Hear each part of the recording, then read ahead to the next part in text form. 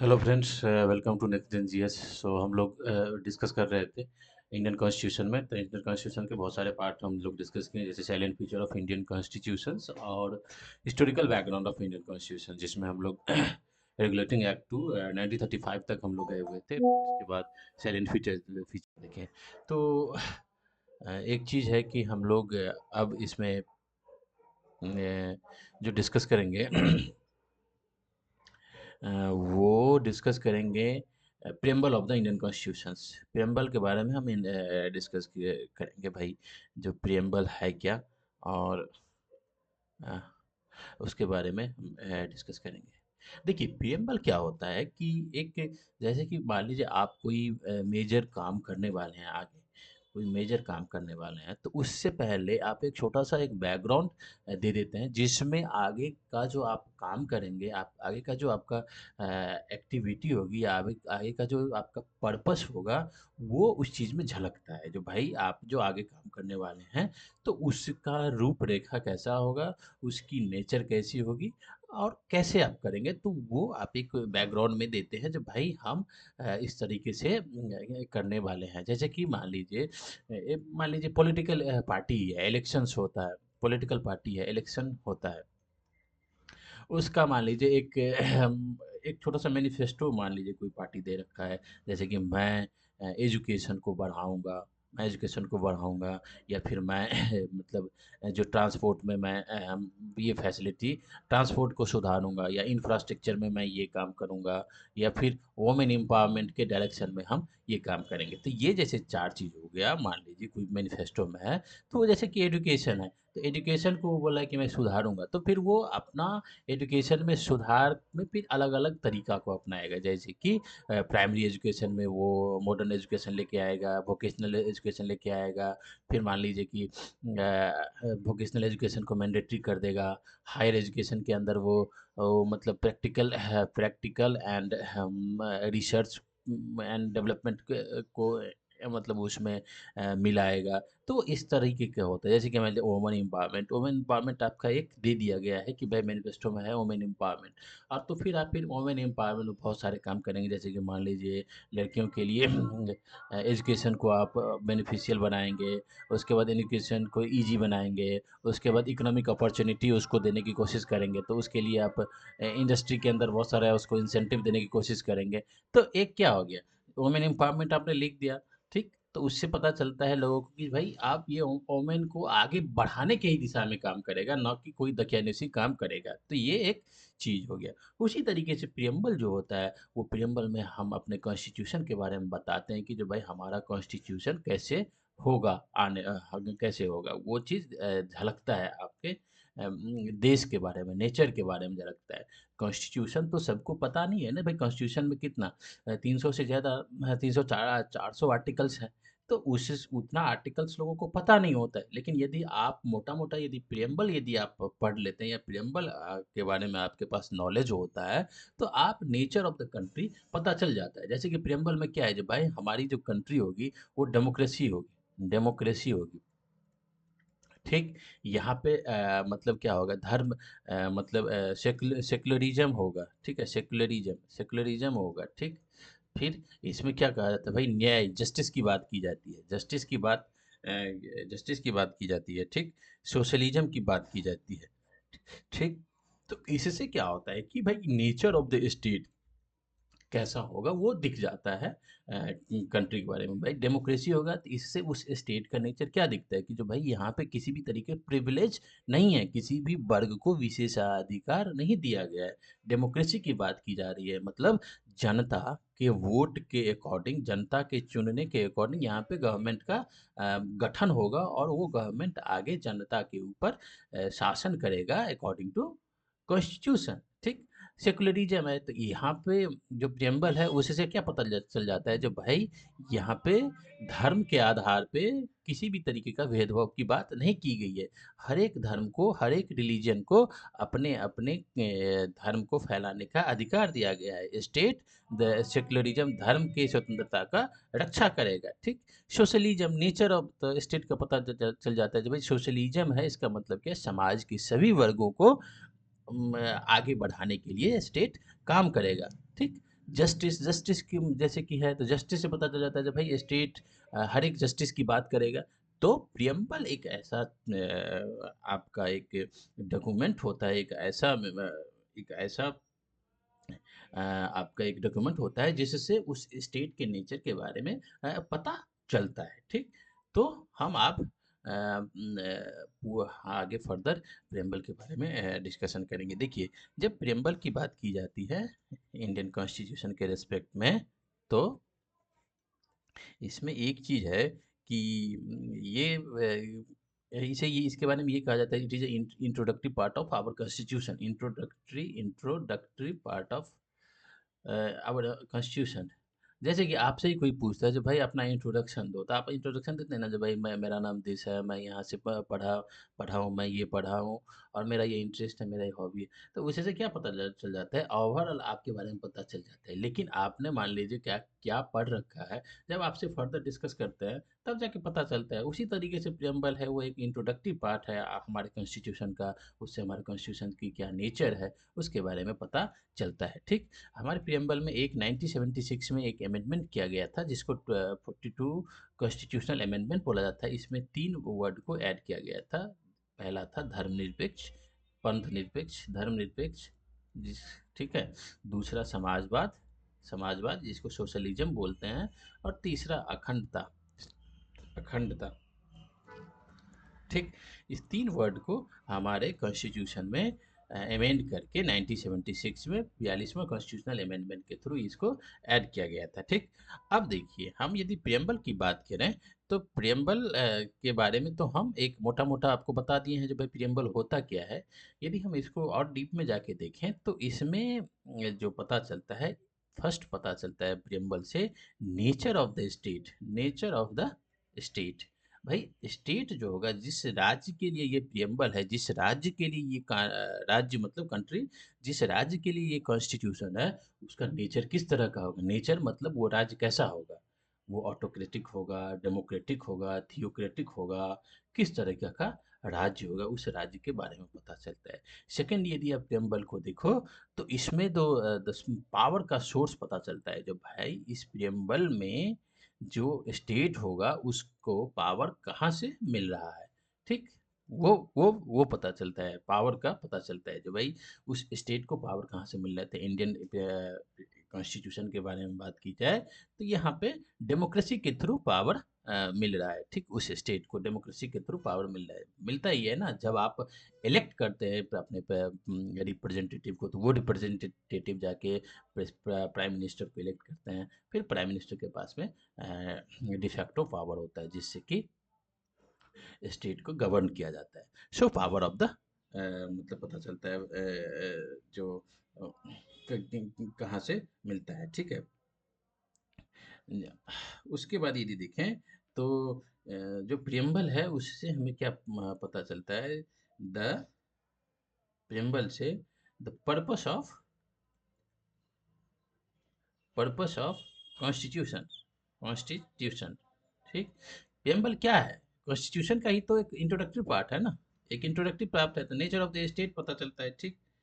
भाई भारत की प्रकृति क्या से कैसा होगा वो पता चलता है। दूसरा, पावर सोर्स पता चलता है जो भाई जो ये संविधान है उसमें, उस संविधान का पावर कहाँ से आया है, उस संविधान को पावर कहाँ से आया है वो पता चलता है, ठीक। तीसरा क्या है, पर्पस पता चलता है जब भाई इस प्रियम्बल, इस संविधान का पर्पस क्या होगा, ठीक।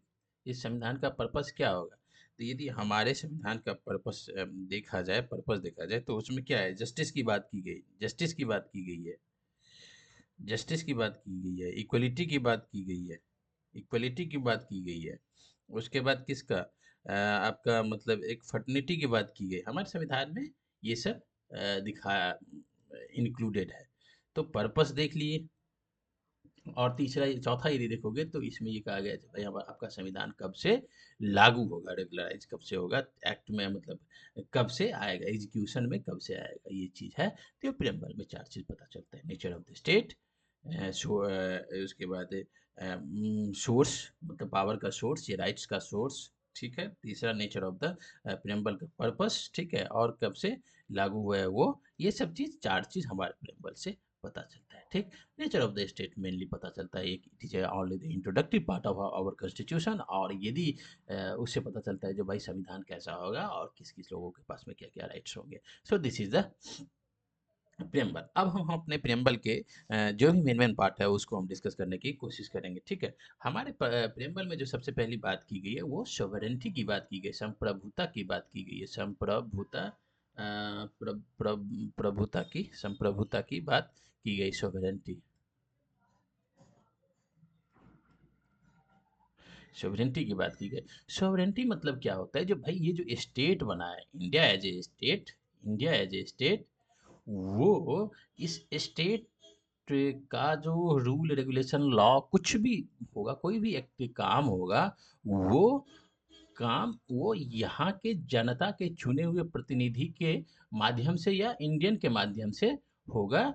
इसमें कोई एक्सटर्नल फोर्स का कोई दबाव नहीं होगा, इस इंडियन स्टेज पे एक्सटर्नल फोर्स का दबाव नहीं होगा, इसके दबाव में आके ये काम नहीं करेगा, मतलब टोटली सोवरिन है। सोवरिन मतलब वो अपना काम स्टेट जानता है, वो जनता के द्वारा चुने हुए जो प्रतिनिधित्व है या जब वहाँ के जो लोग हैं उसके द्वारा उस अपने कार्य को, कार्य मतलब क्या हो गया, अलग अलग कार्य हो गया, एग्जीक्यूशन हो गया, लेजिस्लेशन हो गया, जुडिशरी, जितने भी काम है, जितने भी स्टेट को चलाने के लिए, रन करने के लिए जितने भी कार्य है, वो एक सोवरेंटी को दिखाता है। अब देखिए सोवरेंटी को यदि प्रेजेंट पर्सपेक्टिव में यदि हम डिस्कस करें तो बोला जाता है ना, बहुत सारे छोटे कंट्री है वो सोवरेन नहीं है, मतलब कागज पे तो सोवरेन है लेकिन इनडायरेक्टली सोवरेन नहीं है। जैसे कि यदि इसके फॉरेन पॉलिसी को कोई गाइड करता है या किसी के प्रेशर में जब काम करते हैं तो वो एक इनडायरेक्टली सॉवरेनिटी को नहीं दिखाता है। इवन कॉन्स्टिट्यूशनली वो सोवरिन है, कॉन्स्टिट्यूशनल वो सोवरिन है भाई, उसके कॉन्स्टिट्यूशन में लिखा हुआ है जो सोवरिन कंट्री है जो भाई ये किसी के दबाव में या किसी बाहरी ताकत पे काम नहीं करता है। लेकिन यदि इनडायरेक्टली देखोगे तो बहुत सारे ऐसे छोटा छोटा कंट्री है जिसको कि वर्ल्ड के पावरफुल कंट्री के दबाव में काम करना पड़ता है, तो वो उसका क्या दिखाता है जो भाई indirectly this country which is not a sovereign country, मतलब वो अपने फैसला लेने के लिए स्वतंत्र नहीं है, उसको दबाव में काम करना पड़ता है। जैसे कि I am just giving you example, जैसे कि देखो, आप यदि देखोगे अभी प्रेजेंट कॉन्टेक्स्ट में देखोगे, तो आप इधर रसिया को हम एक एग्जांपल लेते हैं या यूएस का हम एग्जांपल लेते हैं। तो यूएस का एग्जांपल यदि लोगे, जैसे कि अभी पनामा में हो, पनामा कनाल है, पनामा कनाल है। तो पनामा कनाल है, पनामा कनाल का ये कंट्री ने क्या किया था, इसमें चाइनीज इन्वेस्टमेंट को लेके आया था, ठीक, चाइनीज इन्वेस्टमेंट को लेके आया था। तो यूएस ने बोला कि भाई चाइनीज को तुम क्यों ले आए हो, चाइनीज को हटाओ। तो फिर पनामा ये कंट्री जो है वो चाइनीज के इन्वेस्टमेंट को हटाया यहाँ से, और फिर यूएस ने अपने इस कनाल के ऊपर कंट्रोल किया। ये अलग चीज़ है कि जो भाई उससे यूएस की क्या मतलब प्रॉब्लम हो सकता है, यूएस के अगल-बगल में यदि कोई कंट्री चला जाता है तो वो डर मतलब वो थोड़ा-सा हो जाता है, तो भाई तुम्हारी हिम्मत कैसे होगी इधर आने की, ठीक है? इस तरह का उसका माइंडसेट है यूएस का। तो आप यदि देखोगे तो भाई ये इसके दबाव में काम कर रहा है, तो इनडायरेक्टली इसको सॉवरेन हम नहीं मान सकते हैं। लेकिन डायरेक्ट यदि उसकी कॉन्स्टिट्यूशन देखो, डायरेक्ट में तो सब कॉलोनाइज़ेशन है ही नहीं वर्ल्ड में कहीं पे, डीकोलोनाइज़ तो हो गया 1950 के बाद ही डीकोलोनाइज़ हो गया पूरे वर्ल्ड, ठीक? तो लेकिन इनडायरेक्टली देखोगे तो आप वर्ल्ड में बहुत ऐसा कंट्री है जो बड़े-बड़े कंट्री होते हैं, वो छोटे-छोटे कंट्री को उसके पावर को, उसके फॉरेन पॉलिसी को, इंटरनल पॉलिसी को कंट्रोल करते हैं इनडायरेक्ट वे से, अलग-अलग इंस्ट्रूमेंट का यूज़ करके। जैसे कि टैरिफ-वैरिफ ये सब बहुत सारा चीज़ होता है। तो इनडायरेक्टली सॉवरेनिटी को वो कंट्रोल करते हैं। तो दिस इज़ अ सॉवरेनिटी हो गया। यदि सेकंड पॉइंट पे यदि हम आएँ तो हाँ, तो इसमें क्या कहा जाता है, India is a sovereign country. भाई भारत सोवरेन कंट्री है। भारत की यदि फॉरेन पॉलिसी भी आप देखोगे, भारत की फॉरेन पॉलिसी एकदम न्यूट्रल रहता है। जब भाई हमारा नेशनल इंटरेस्ट में जो काम होगा वो हम करेंगे, यदि नेशनल इंटरेस्ट में नहीं है तो हम तुम्हारे साथ नहीं है, हम दूसरे के साथ हैं। ना तो फॉरेन पॉलिसी में ना तो कोई हमारा दोस्त है, ना तो कोई हमारा दुश्मन है, ठीक। जो इंडियन इंटरेस्ट के लिए काम करेगा, Indian as a state, state के इंटरेस्ट के लिए, not a head of the state, या जो डिफैक्टो हेड है उसको उसका अपना आइडियलिज्म, उसकी अपनी आदर्शवाद से कोई लेना देना नहीं है। जो हमारे स्टेट भारत के हित के लिए होगा उस पे वो काम करता है, और उसके लिए वो अलाइन करता है दूसरों देशों को। जैसे कि मान लो यूएस के साथ है, यूएस ने अभी टैरिफ लगा दिया, तो इंडिया का अपना न्यूट्रल फॉरेन पॉलिसी है, तो भाई जब तुमने टैरिफ लगा दिया तो हम तेरे साथ नहीं रहेंगे, नहीं रहेंगे इन द सेंस भाई, तुम टैरिफ लगा रहे हो तो हम भी थोड़ा-सा मनमुटाव रखेंगे। हम हमारे हमारे इकोनॉमिक इंटरेस्ट को यदि कोई दूसरा उसको पोषण करेगा, उसको कोई प्रोटेक्ट करेगा, उसमें हेल्प करेगा, तो हम उसके साथ अलाइन करेंगे। हमारी किसी के साथ दुश्मनी नहीं है, किसी के साथ दोस्ती नहीं है। जो हमारे जनता के हित के लिए होगा, वो हम करेंगे। This is the one of the example of the sovereign country. So this is the definition of the sovereignty, ठीक है? यदि एग्जाम्पल देखोगे सॉवरेनिटी का, तो भारत ने जो कॉमनवेल्थ का मेंबर बना, भारत ने यूएनओ का मेंबर बना, तो this is 2-3 example of the sovereignty, ठीक। यदि सेकंड पॉइंट पे यदि जाओगे तो हमारे प्रियम्बल के अंदर क्या लिखा हुआ है? समाजवाद, सोशलिज्म की बात की गई है, समाजवाद की बात की गई है। अब देखिए समाजवाद क्या होता है कि जो भाई स्टेट जो होता है, वो स्टेट जो होता है, ये स्टेट है, तो उस स्टेट के अंदर जैसे रहने वाले सभी वर्ग, सभी जनता को डेवलपमेंट के मुख्य धारा में लेके आता है, उसके डेवलपमेंट के लिए काम करता है। Development in the sense of economic development. Economic development मतलब उसकी जो दशा है उसको बदलने की कोशिश करता है, उसको एजुकेशन देता है, उसके हेल्थ को बेटर करता है, उसको इकोनॉमिक अपॉर्चुनिटी देता है, उसको इंडस्ट्रियल एक्टिविटी में अलाइन करता है। मतलब एक है जो समाज के सभी वर्ग को हम डेवलप करेंगे, उसको बराबर अपॉर्चुनिटी देने की कोशिश करेंगे और देश को एक मजबूत बनाएंगे, उस डायरेक्शन में हम लेके जाएंगे, ठीक। समाजवाद का यही होता है, समाजवाद मतलब समाज के जितने भी वर्ग हैं उसको हम आगे बढ़ाने की कोशिश करेंगे। This is the concept of socialism. अब क्वेश्चन उठता है, जब भाई इसको किस तरीके से ले जाओगे? समाजवाद मतलब क्या? स्टेट काम करेगा ना, स्टेट ही ले जाएगा। तो तो भाई ये स्टेट कैसा होगा? समाजवाद को ले जाने के लिए स्टेट कैसा होना चाहिए? ठीक, स्टेट के बारे में तो नहीं कहा गया था, स्टेट कैसा होना चाहिए। यहाँ पे स्टेट थियोक्रेटिक स्टेट भी हो सकता है, थियोक्रेटिक स्टेट भी हो सकता है ना। जैसे कि मान लो कि ये है ईरान है, it is a theocratic state. वहाँ पे क्या है, एक एक धर्म गुरु है, वो समाजवाद को ले जाने की कोशिश, वो समाज के हर एक वर्ग को आगे ले जाने की कोशिश करता है, तो वो थियोक्रेटिक सोशलिज्म के कॉन्सेप्ट को हम कुछ परसेंट मान सकते हैं, ठीक। समझ गए? तो इंडिया के यदि समाजवाद की बात करेंगे तो इंडिया का समाजवाद है डेमोक्रेटिक समाजवाद, डेमोक्रेटिक सोशलिज्म। डेमोक्रेटिक सोशलिज्म मतलब क्या? जो यहाँ का जो स्टेट होगा वो डेमोक्रेटिक होगा स्टेट, तो ये डेमोक्रेटिक स्टेट समाजवाद को आगे ले जाएगा, मतलब समाज के सभी वर्गों को आगे बढ़ाएगा मतलब उसका इकोनॉमिक डेवलपमेंट करेगा, उसका सोशल डेवलपमेंट करेगा, उसका पॉलिटिकल डेवलपमेंट करेगा, उसका टेक्नोलॉजिकल डेवलपमेंट करेगा, उसका कल्चरल डेवलपमेंट करेगा, मतलब उसके होलिस्टिक डेवलपमेंट में ये स्टेट अपना काम करेगा। किस किस माध्यम से, किस रास्ते से? डेमोक्रेटिकली ये काम करेगा, ठीक है। यदि दूसरा समाजवाद का देखेंगे तो एक साम्यवादिक समाजवाद भी होता है, कम्युनिज्म, सोशलिज्म भी होता है। कम्युनिज्म मतलब क्या? Communism it is a political concept, ये पॉलिटिकल कॉन्सेप्ट है। कम्युनिज्म में क्या होता है कि जब भाई यहाँ का जो स्टेट होता है, उस स्टेट के पास में इमेंस पावर होता है। वो इमेंस पावर जो है वो लिबर्टी हो गया या इस तरीके की जो जनता की जो फ्रीडम है उसको वो तोड़ता है, ठीक है। तो इंडिया कम्युनिज्म सोशलिज्म की बात नहीं करता है, इंडिया डेमोक्रेटिक सोशलिज्म की बात करता है। तीसरा यदि देखोगे तो तीसरा यदि देखोगे तो पूंजीवादी समाजवाद विद कैपिटलिज्म सोशलिज्म क्या होगा? तो भाई पूंजीवाद के माध्यम से समाजवाद को आगे बढ़ाने की बात की जाती है। तो पूंजीवादी समाजवाद में ये होता है कि यहाँ पे कैपिटलिस्ट वर्ग को आगे बढ़ाया जाएगा, इससे जो आएगा उसके थ्रू हम समाजवाद को ले जाएंगे। इसमें मतलब क्या हो गया कि जो यहाँ पे इकोनॉमिक एक्टिविटी होगा वो मार्केट के डिमांड एंड सप्लाई पे होगा, ठीक। मार्केट की डिमांड पे एंड सप्लाई पे होगा, और फिर इससे जो रेवेन्यू आएगा उस वो जो स्टेट के पास जाएगा, उसके बाद वो समाजवाद को लेके आगे बढ़ेगा। यदि आप देखोगे यूएस की बात देखो, यूएस क्या है? It is a capitalist state है। तो क्या वहाँ पे समाजवाद नहीं है? जैसे कि मान लो वहाँ पे हेल्थ पैकेज की बात की जा रही है, तो वो क्या हो गया? जब भाई समाज के सही वर्गों को एक हेल्थ बेनिफिशियरी बनाया जाए, जैसे कि अभी देखो ट्रम्प के टाइम में देखो, तो वो एक कैपिटलिस्ट सोशलिज्म की बात करता है कि भाई हम समाज के सही वर्गों को कैपिटलिज्म के थ्रू हम ले जाएंगे। लेकिन इंडिया के बारे में देखोगे तो इस डेमोक्रेटिक सोशलिज्म की बात करता है। डेमोक्रेटिक सोशलिज्म में देखोगे तो मिक्स्ड इकोनॉमी की बात है कि भाई मिक्स्ड इकोनॉमी की बात है। जो हमारी इकोनॉमी होगा, ना तो हम कैपिटलिस्ट को रोकेंगे, ना तो हम स्टेट को रोकेंगे। स्टेट का भी अपना रोल होगा इकोनॉमिक एक्टिविटी में, और कैपिटलिस्ट को भी हम बराबर अपॉर्चुनिटी देंगे। So this is the concept of the socialism. Socialism को यदि देखोगे तो हमारे संविधान में जो सोशलिज्म है वो ऐड किया गया था 1976 में, 76 में 42 कॉन्स्टिट्यूशनल अमेंडमेंट के थ्रू। तीसरा यदि देखोगे हमारे प्रियम्बल में, तो तीसरा बात की जाती है सेक्युलरिज्म की, बात की जाती है, धर्मनिरपेक्ष की बात की जाती है। देखो, जब अब धर्मनिरपेक्ष की बात की जा रही है, धर्मनिरपेक्ष की बात की जा रही है, तो बताया जा रहा है जो भाई स्टेट जो होगा वो सेक्युलर होगा, धर्मनिरपेक्ष होगा, पंथ निरपेक्ष होगा।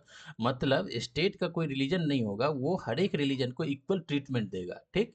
इक्वल ट्रीटमेंट देगा। किसी भी रिलीजन को आगे बढ़ाने में, किसी भी रिलीजन को नीचे करने का काम नहीं करेगा। स्टेट सभी रिलीजन को बराबर बराबर राइट्स देगा, पर मतलब बराबर राइट्स इन द सेंस भाई अपने अपने रिलीजन को within the constitution, not against the constitution, not against the democracy, not against the public policy, not against the law and order. इस सब को ध्यान में रखते हुए आप अपने धर्म को आगे बढ़ाने के काम कर सकते हैं। यहाँ पे स्टेट किसी भी रिलीजन को प्रोटेक्ट आगे बढ़ाने का काम नहीं करेगा। फिर आप बोलोगे जो भाई जो जैसे कि मान लो एक हज सब्सिडी होता है, हज सब्सिडी होता है, वो क्या है? फिर आप बोलोगे कि जो भाई ये क्या कहते हैं, कुंभ कुंभ मेला जो होता है, ये तो क्या इसमें स्टेट आगे किसी रिलीजन को नहीं बढ़ा, स्टेट किसी रिलीजन को इसमें आगे नहीं बढ़ा रहा है। हज सब्सिडी स्टेट दे रहा है। It is a concept of भाई किसी भी मतलब जैसे कि कुंभ मेला है, कुंभ मेला है,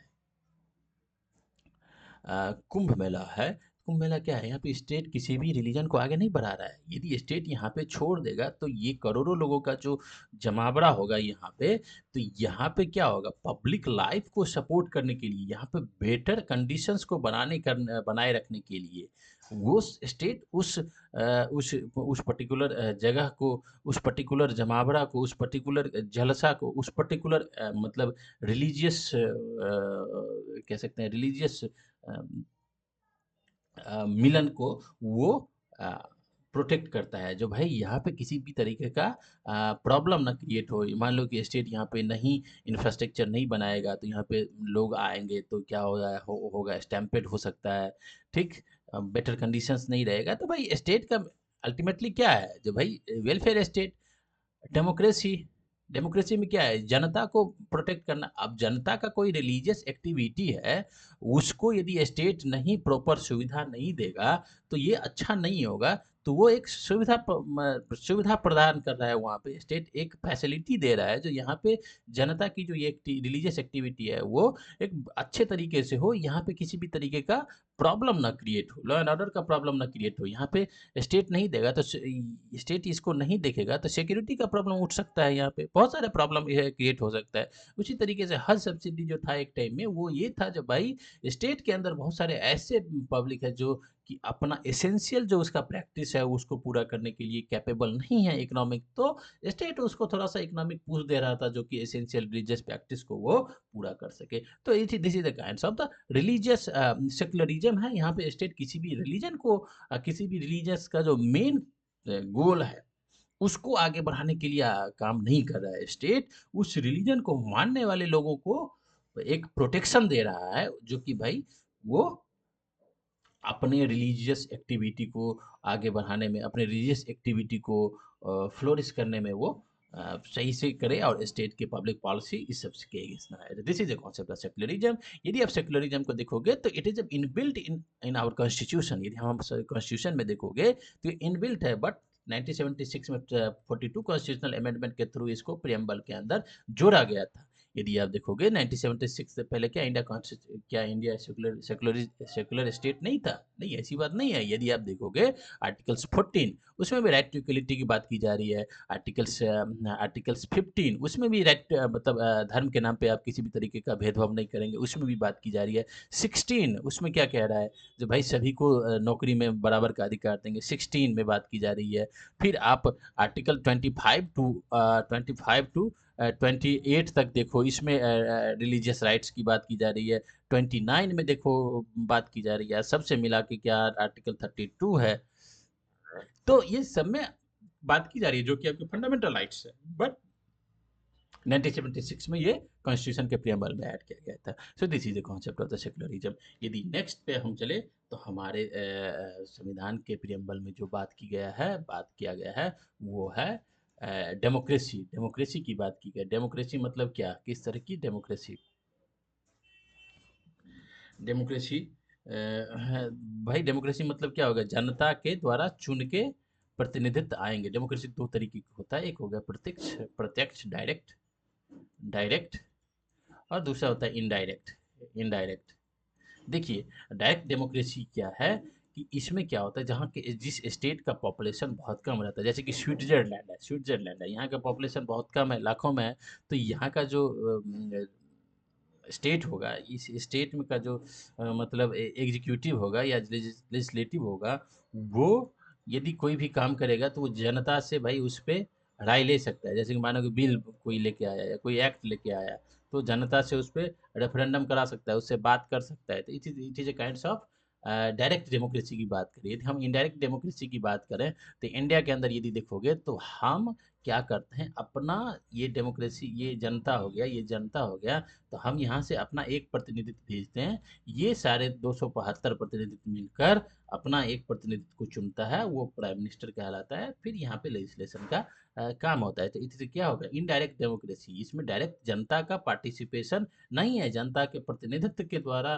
पार्टिसिपेशन करके हमारे देश में कानून शासन पालन किया जाता है। लेकिन यदि देखोगे तो जब से यदि हम इंडिया का जब से इंडिया में ये देखोगे जो नेचर ऑफ द स्टेट, जैसे कि कम्युनिकेशंस के बहुत सारे मोड्स आ गए हैं, मोड आ गए हैं, ठीक। इंटरनेट के आने के बाद, डिजिटल रिवोल्यूशन के आने के बाद, स्टेट हमारे देश में भी है, स्टेट ऐसा है जो हमारे देश में भी बहुत सारा लेजिस्लेशन ऐसा है जिसमें कि सरकार जनता का प्रतिनिधित्व, जनता का भी अपना राय मानते हैं, मानते हैं, ठीक है, लेते हैं। अब कितना मानते हैं नहीं मानते वो अलग चीज़ है, जनता का भी राय लेते हैं बहुत सारे। तो ये इसमें देख सकते हैं it is kind of direct democracy है, डायरेक्ट डेमोक्रेसी है। यदि हम देखेंगे डिसेंट्रलाइज, यदि हम पंचायती राज सिस्टम पे देखें, पंचायती राज इंस्टीट्यूशन के बारे में देखेंगे, तो यहाँ पे डायरेक्ट डेमोक्रेसी की बात देखी जाती है। जैसे कि ग्राम सभा है, ग्राम सभा क्या है, एक डायरेक्ट डेमोक्रेसी है।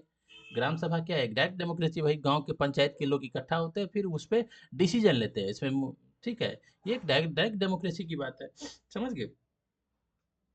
तो जब हम डायरेक्ट डेमोक्रेसी की बात करेंगे तो डायरेक्ट डेमोक्रेसी के अंदर चार टूल होता है। डायरेक्ट डेमोक्रेसी में चार टूल होता है, डायरेक्ट में डेमोक्रेसी में चार टूल होता है। फर्स्ट जो हो गया इसका, जिसको बोला जाता है रेफरेंडम, रेफरेंडम, रेफरेंडम होता है। दूसरा जो है इनिशिएटिव होता है, इनिशिएटिव होता है, ठीक है। तीसरा रिकॉल होता है, तीसरा रिकॉल होता है, और चौथा है प्लेबिसाइट होता है। देखिए जैसे रिकॉल है, रिकॉल क्या हो गया, मान लीजिए कि आपने अपना एक प्रतिनिधित्व चुन के भेजा है, यहाँ से आपने एक अपना प्रतिनिधित्व भेजा, ये आपका काम नहीं कर रहा है, ठीक है, ये आपका काम नहीं कर रहा है, ढंग से काम नहीं कर रहा है, करप्शन कर रहा है। तो यदि आप यहाँ पे 5 प्रतिनिधित्व है, तो इसमें से आप वोट कर लिए, 3 इसके सब इसको बाहर बुलाने के सपोर्ट में वोट कर दिया, तो इसका मेजोरिटी में आ गया, तो आप इसको बाहर बुला लेंगे, ठीक है। Plebiscite, initiative, referendum. So I will discuss further इस तीन मेन कॉन्सेप्ट को हम और डिस्कस करेंगे जब हम इसको थोड़ा सा जम्मू एंड कश्मीर के हम जब हम बारे में बात करेंगे, तो वहाँ पे किस तरह से रेफरेंडम की या प्लेबिसाइट इस सब की जो बात की जा रही थी, जब इंडिया का डिवीजन हुआ था, उसके संदर्भ में हम इसको अच्छे से और डिस्कस करेंगे। तो ये हमारा लोकतांत्रिक समाजवाद की लोकतंत्र की बात की जाती है। यदि लोकतंत्र के बारे में देखोगे तो इंडिया के अंदर डेमोक्रेसी के बारे में देखोगे तो भाई हमारे बहुत सारे ऐसे आर्टिकल्स है जिसमें कि डेमोक्रेसी को और आगे बढ़ाया बढ़ाया गया है।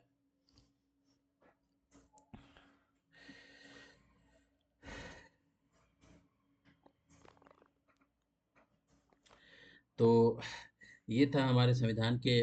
देखो डेमोक्रेसी पे हम कभी एक सेपरेट कभी हम लोग डिस्कस करेंगे डेमोक्रेसी को और डिटेल्स में डिस्कस करेंगे। अभी हम संविधान के प्रियम्बल के बारे में बात कर रहे हैं, तो इसीलिए हम डेमोक्रेसी पे थोड़ा सा हम देख के आगे बढ़ रहे हैं, ठीक है।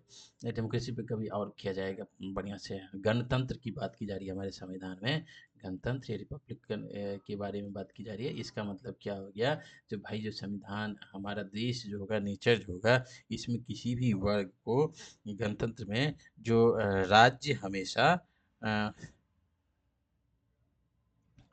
गणतंत्र की बात की जाएगी, जो भाई यहाँ पे एक जो प्रिविलेज नहीं होगा, प्रिविलेज नहीं होगा, चलो भाई ठीक है, प्रिविलेज नहीं होगा, ठीक, ठीक है। जो पॉलिटिकल राइट्स है, पॉलिटिकल राइट्स है, किसी एक व्यक्ति के हाथ में नहीं होगा, किसी एक व्यक्ति के हाथ में नहीं होगा। जो पॉलिटिकल राइट्स है, जो वो एक सर्टेन इलेक्शन के थ्रू आएंगे, ठीक, एक सर्टेन पीरियड के लिए रहेंगे, ठीक, एक सर्टेन पीरियड के लिए रहेंगे, सर्टेन मेथड के थ्रू आएंगे।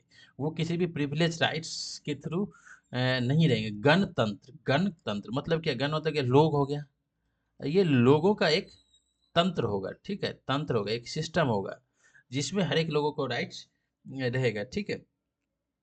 जैसे हमारे यहाँ प्रेसिडेंट है, प्रेसिडेंट है, तो ये क्या है,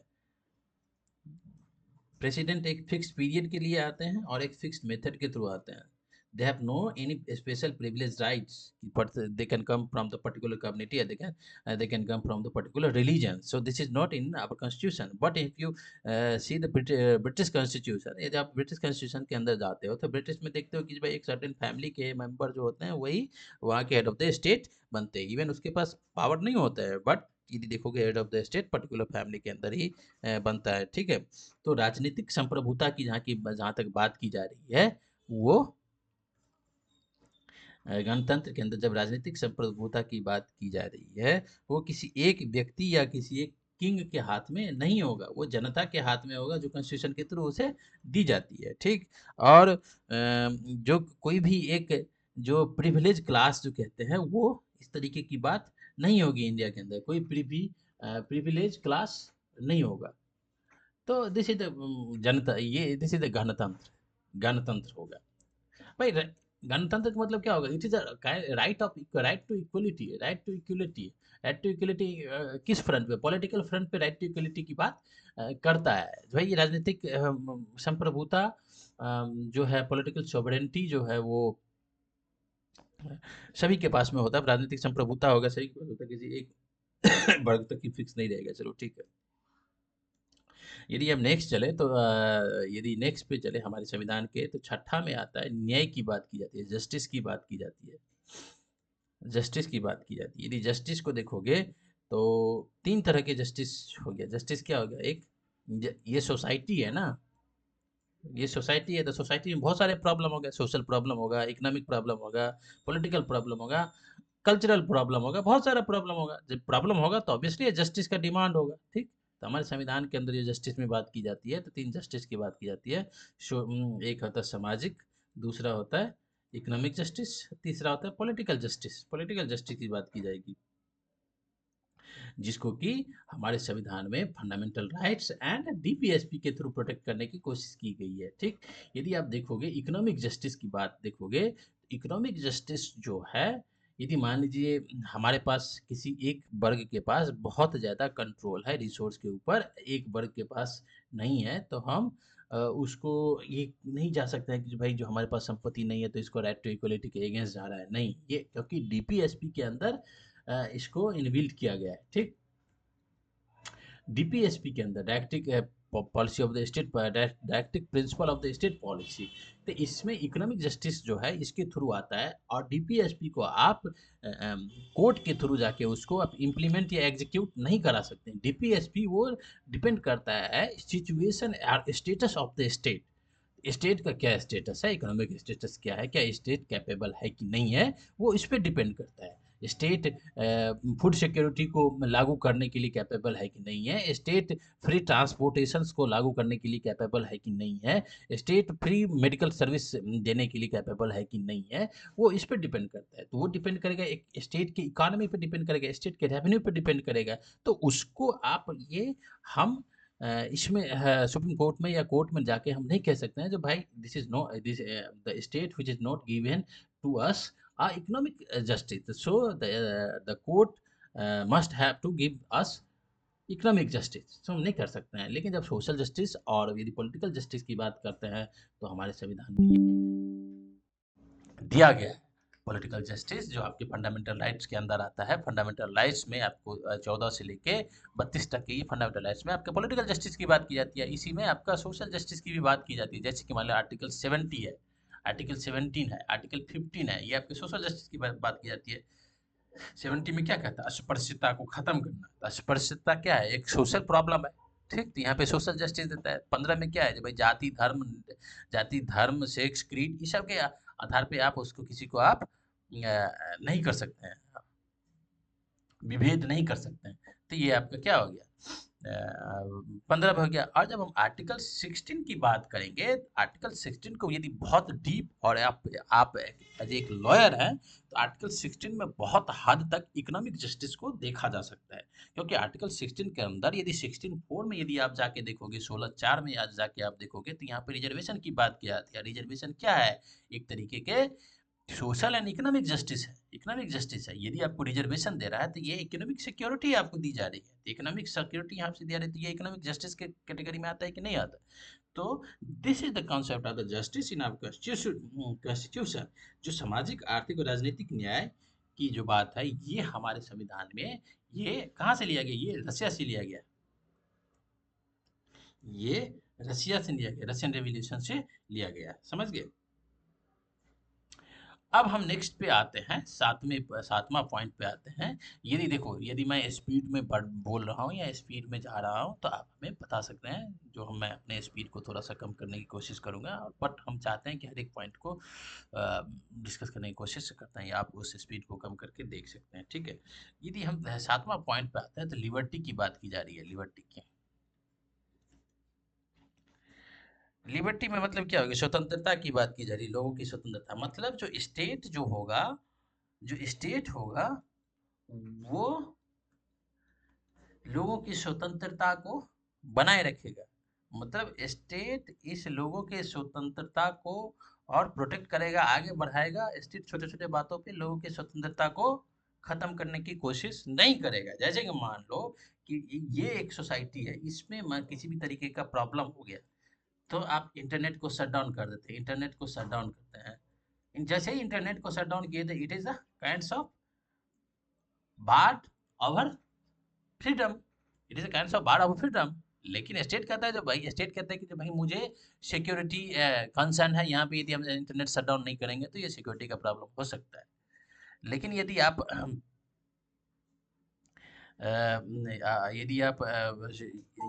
नहीं करोगे तो नहीं होगा। तो लेकिन इंटरनेट शटडाउन नहीं करेंगे तो यहाँ पे सिक्योरिटी का प्रॉब्लम हो सकता है। स्टेट इसका हवाला देता है, तो फिर वो कोर्ट के अंदर जाता है। बहुत सारे डिस्कशन की बात है, वो डिपेंड करता है जो भाई स्टेट को कंट्रोल अभी कौन कर रहा है, किस आइडियोलॉजी का गवर्नमेंट है, उसके ऊपर डिपेंड कर रहा है जो वो लिबर्टी को कितना दे रहा है। तो it is kind of the political question, so we are not going to discuss about this political question, ठीक है।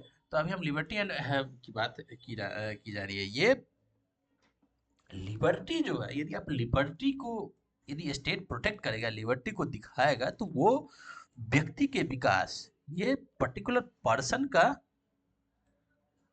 यहाँ पे डेवलपमेंट होगा, इसके थ्रू डेवलपमेंट होगा। जैसे हम एक आप एग्जांपल दे रहे हैं।